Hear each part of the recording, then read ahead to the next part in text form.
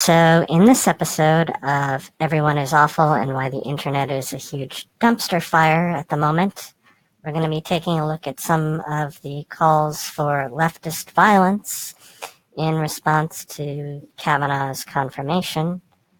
We're going to start off with this tweet right here by Ariel Dumas, who is, from what I understand, one of the writers for Stephen Colbert's show. Now, I used to really like Stephen Colbert. I used to watch The Daily Show quite frequently, and it was one of the things that actually got me first interested in politics.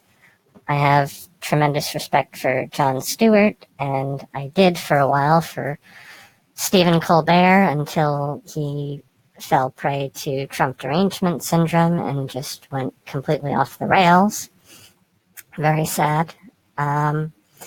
But Ariel Dumas here is apparently one of his writers, and she wrote, "Whatever happens, I'm just glad we ruined Brett Kavanaugh's life."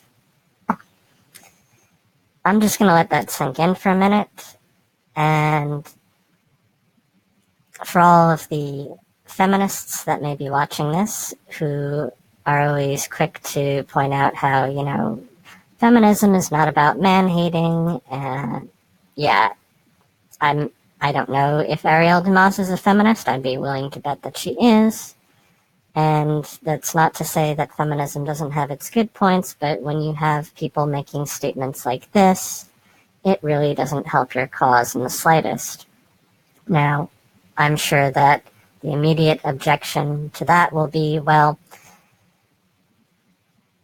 she basically ruined his life, and we get back into the whole he said, she said thing with Kavanaugh, and this just reinforces why I decided to try and opt out of that whole nonsense. So apparently she has locked her account. I'm not going to criticize whether or not she is brave or, just doing what's in her own interest. I'm sure she's gotten a lot of harassment for this.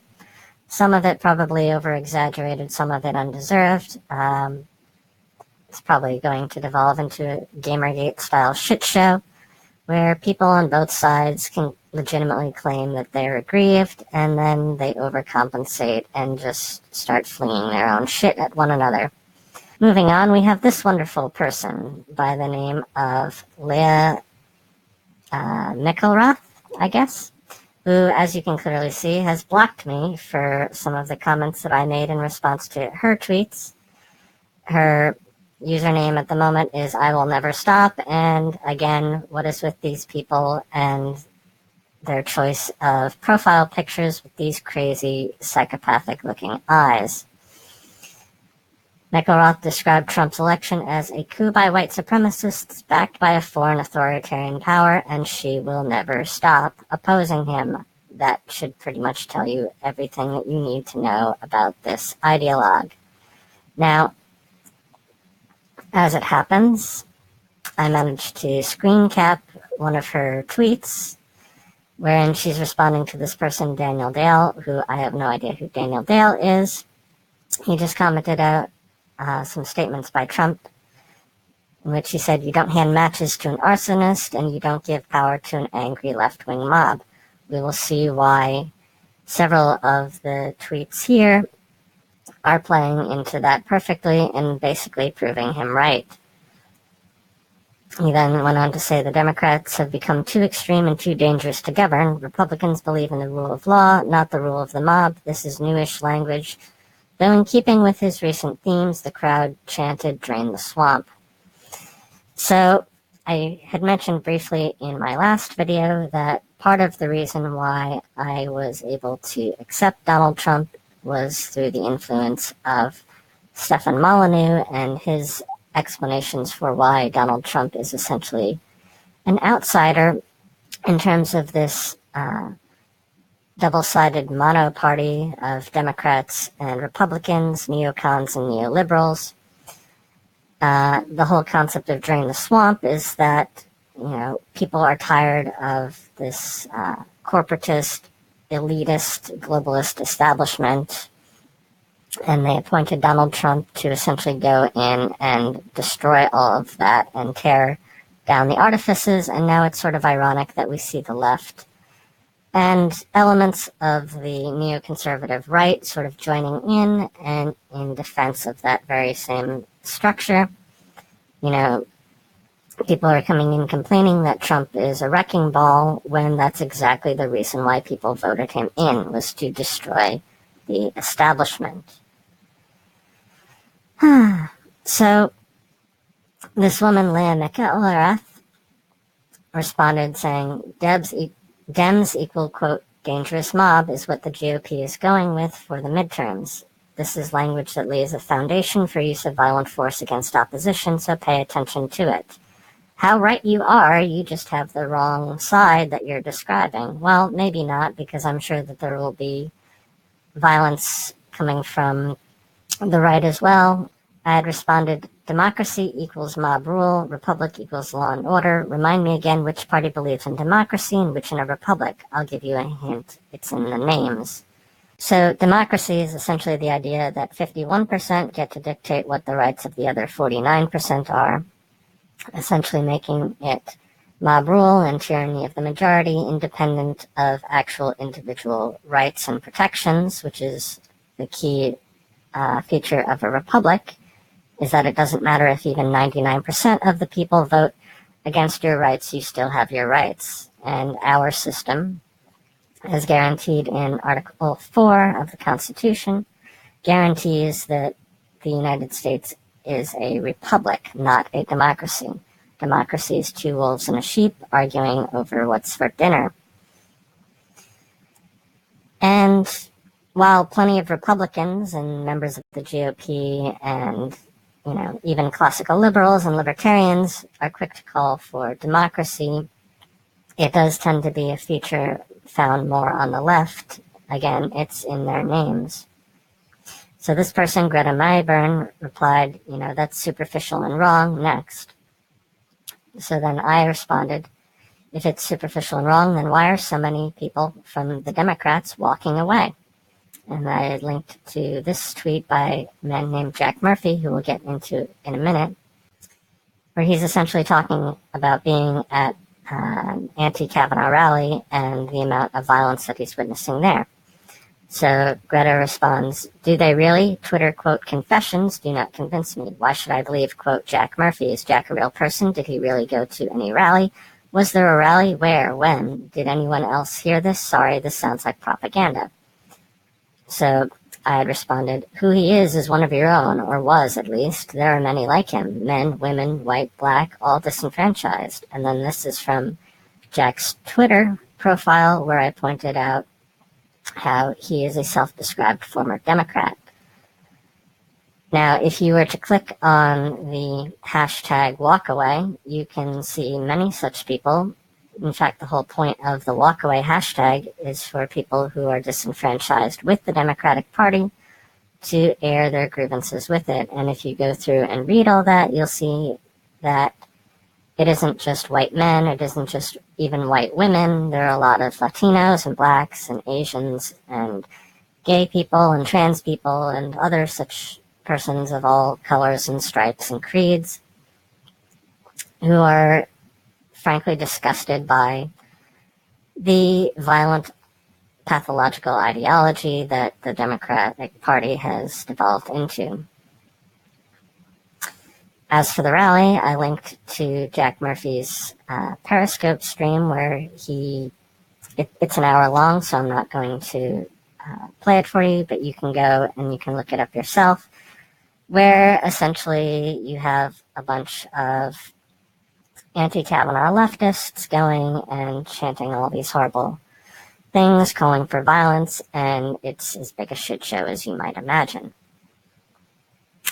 And I then followed up saying, when Obama was in office, we saw the ugly side of Republican resistors, basically the people that were calling him the Antichrist and saying horrible, disgusting conspiracy theories like Michelle Obama was a transgendered gorilla and things like that I opposed back then. But many people apparently took and ran with, the whole he's a Kenyan Muslim thing. But now the pendulum has swung and the Democrats have become the party of hate. So let's just click on this real quick. So Jack Murphy says, I'm at the anti-Kavanaugh rally. They keep telling everyone to chase down Trump supporters where they eat, work, and live. These aren't idle threats. They're rallying a nationwide mob. Believe me, they mean it. So this has become, unfortunately, a new trend on the left among anti-Trumpers. Not everyone, obviously, just the more violent and radical and psychotic among them. There are plenty of people who oppose Trump for decent reasons and who are perfectly capable of being civil about it. Dave Rubin, Tim Pool, the Weinsteins, and so forth. And I'm more than happy to sit down and have discussions with people like that. But when you're dealing with people who are literally calling for harassment and violence, there was that tweet a while back that said, I did a video on this as well, where someone was suggesting that they go and invade Trump supporters' homes where they sleep. Now, if that person happened to be a woman, they could rightly claim that you were breaking in and possibly committing sexual assault or rape on them. And if that person happened to be armed, they would be well within their rights to defend themselves, stand their ground, and shoot whoever these people are that are coming after them.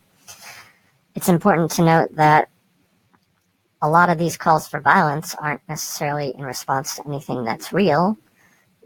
Back when George Bush was president and they were throwing innocent Muslims into Guantanamo Bay and off murdering children, I could see the argument for how that might devolve into tyranny, and you could reasonably say, maybe we're at the point where we should think about storming the gates of the White House. But in this case with Trump and Kavanaugh, it's mostly about what people perceive and think is happening rather than responding to anything that's actually happening. Again, I'm open to being proven wrong about that. Maybe my own biases are getting in the way of that. And if you have something along those lines that you'd want to share and correct me on that, by all means do it. But as we're about to see, the left is not particularly interested in having such civil discourse as that.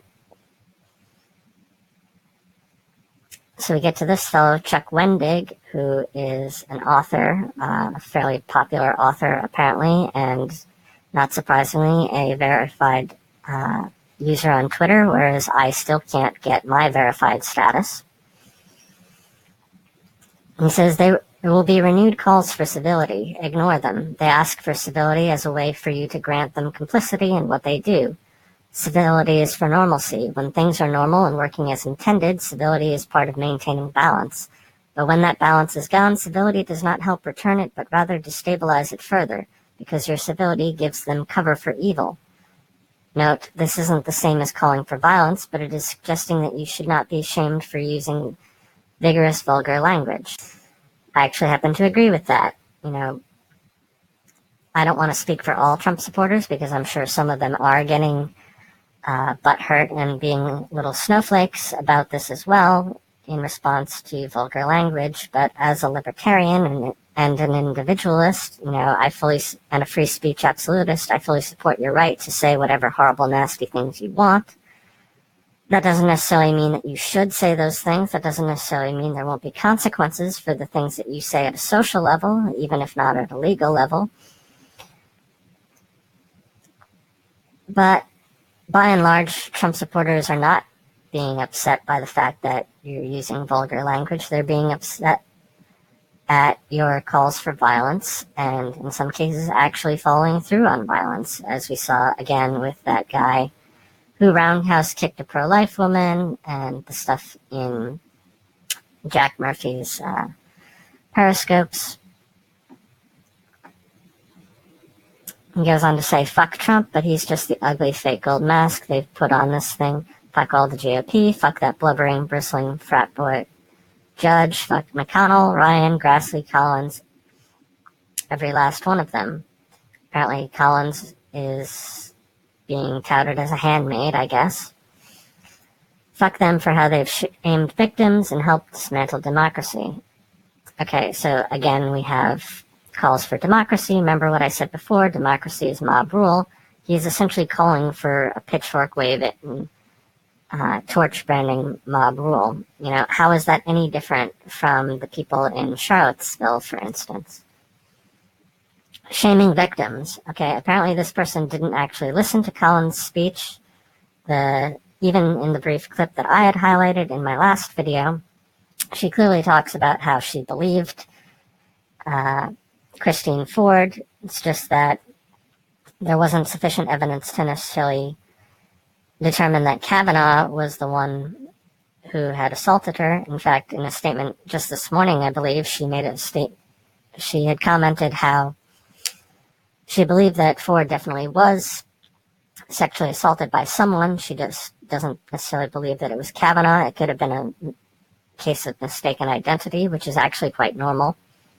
People do that all the time. I'm sure those of you watching this can recall instances in your own life where you've had faulty memories, even about people that you thought you knew very well. They will tell you to smile, that we need to get back to business, that we got to heal the rift. Very close to what I've been saying, heal the divide, and blah, blah, blah. But that's the desire of a savvy bully who wants you to stop crying after he hit you, who wants you not to fight back, but you can cry and you can fight back. Well, you can certainly cry. If somebody is bullying you, yes, you can certainly fight back, but then the question is, are you actually being bullied, or are you merely seeing ghosts and essentially hallucinating that you're living in The Man in the High Tower and hallucinating that you're living in The Handmaid's Tale when we're not?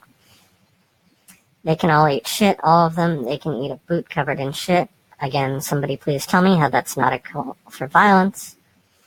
Winter is coming, you callous fucknuts, you prolapsed assholes, you grotesque monsters, you racists and rapists and wretched abusers, you vengeful petty horrors. Now, the author in me kind of likes the poetic rhythm that has, and again, as a libertarian, by all means, get this off your chest, say whatever you want, just don't expect people to actually like you for it. Don't expect that this kind of language is going to be endearing. If anything, it's just going to alienate people and make you look like a crazy person. Side note, some will tell you to be civil because our rage and scorn will feel the other side, but fuck that double standard in both its ears. Well, if you hadn't said those sassy words and demonstrated anger at our whittled down democracy, again, democracy is not the wonderful, virtuous Republican ideal that you think it is. It's a very dangerous idea for this very reason.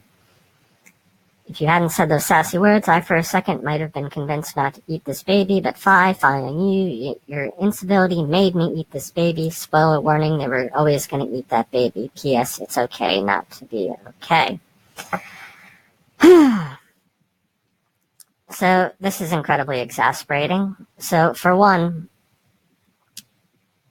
I understand that he's being metaphorical here, but even within the context of his metaphor, this idea of the GOP and Republicans and Trump being baby eaters, even poetically, is just pure hyperbole and a myth conjured in the minds of radical leftists. The propaganda here is actually the media political complex, what Styx refers to as the legacy media, that has essentially done a very good job of propagandizing people. Now, the media political complex, for those who've never heard me use that term before, is essentially the unholy union between the mainstream corporatist media and establishment politicians. All the people who are the status quo that everybody hates, that we elected Trump to come in and clear out. They are essentially the swamp. And it's their constant humdrumming and hue and cries that are creating essentially crazy ideologues like Chuck Wendig here and the others that we've seen, who have propagandized people into believing that they're living in a waking nightmare. I read another tweet elsewhere saying, minorities everywhere are absolutely terrified of being in America at the moment. Now, I fully believe that they genuinely are terrified, and I have pity for that and sympathy for that.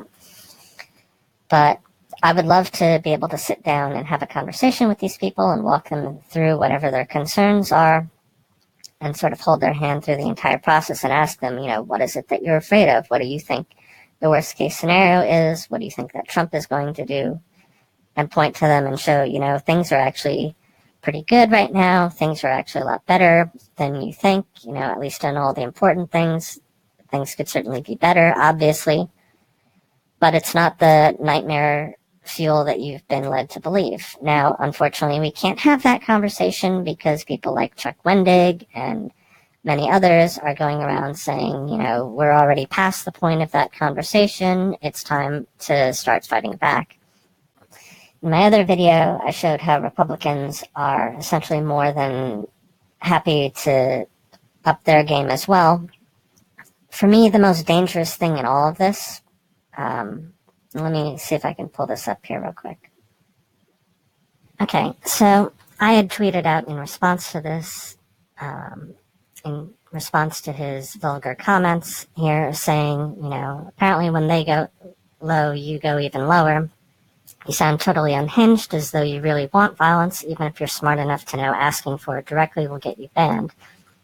That said, remind me who has all the guns and the tolerance not to use them. So, the reason why we're calling for civility right now is because the conservatives and the GOP and the Trump supporters are the ones that hold the power right now. There's no reason for them to use force and coercion because they're getting exactly what they want.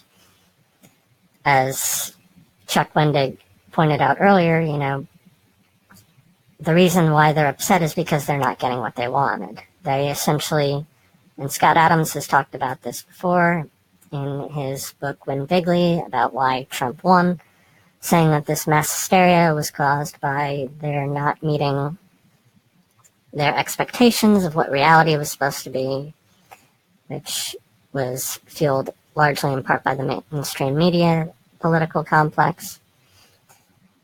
But the GOP are winning at every level. And after the Kavanaugh thing, if people are rallied to go and vote, they're going to continue winning through the midterms.